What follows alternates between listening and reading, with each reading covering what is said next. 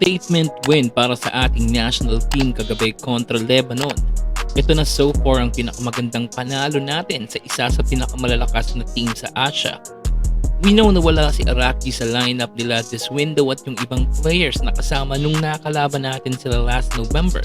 Pero this is a great start para sa ating national team. Let's give credit sa lahat ng players at coaching staff ng Gilas. Pinuna natin ang desisyon nila sa pagpili ng mga players this window at di naman magbabago yon. Sa tingin ko, ayos pa rin kung nakuha natin si Kevin Kiambao at Jerome Lastimosa para masubukan naman natin sila. Sana sa laban versus Jordan ay ma-activate itong dalawa. So ano ba sa tingin nyong nagbago sa Gilas Pilipinas kagabi despite of lack of big man? Kagaya ng nasabi ko sa mga nagdaang videos ko, dahil tinodo ang small ball lineup ni Coach Chot ay dadaanin nila ito sa bilis at shooting. Luckily for our boys ay umulan ng tres kagabi sa Philippine Arena. Gumawa sila ng total of 17 3-pointers and 6 players ang nagtala ng double-digit scoring. Pinakamalaking factor kagabi ang bagong naturalized player natin na si Justin Brownlee. Makikita mo sa kanya na talagang gusto niyang patunayan sa lahat ng mga Pinoy na deserving siyang maging Filipino citizen. Alam nating capable si Justin mag-explode sa opensa at yung tandem nila ni Thompson ang isa sa mga agaw pansin sa laro kagabi. The Ginebra connection nga ang tawag ng mga kabarangay dito. 2 beses nakakuha ng easy basket si Brownlee mula sa inbound pass ni Scotty. Nabanggit na rin natin ang shooting. Malaking bagay na nadagdag this window si Jordan heading sa lineup at nakita natin na laser talaga ito from the outside.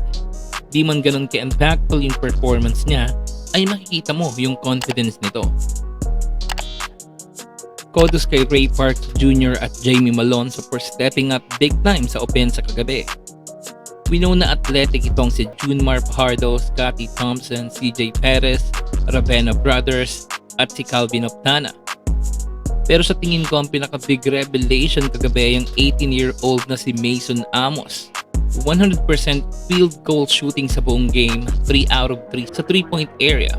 13 points in just 8 minutes of playing time. Walang takot ang batang ito kahit ito yung debut game niya sa senior team ng Gilas.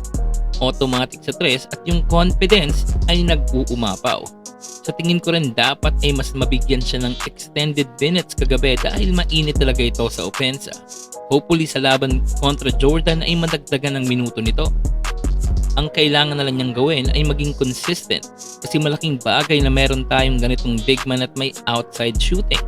For sure, magagamit natin ito pagdating ng World Cup.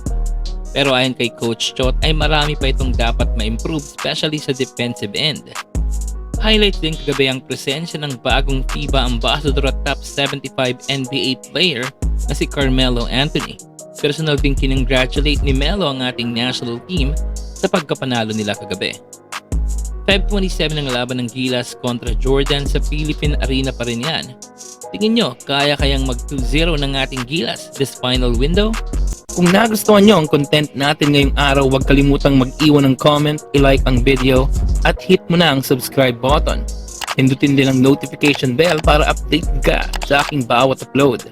Maraming salamat sa panonood. See you sa next video mga kabasketball.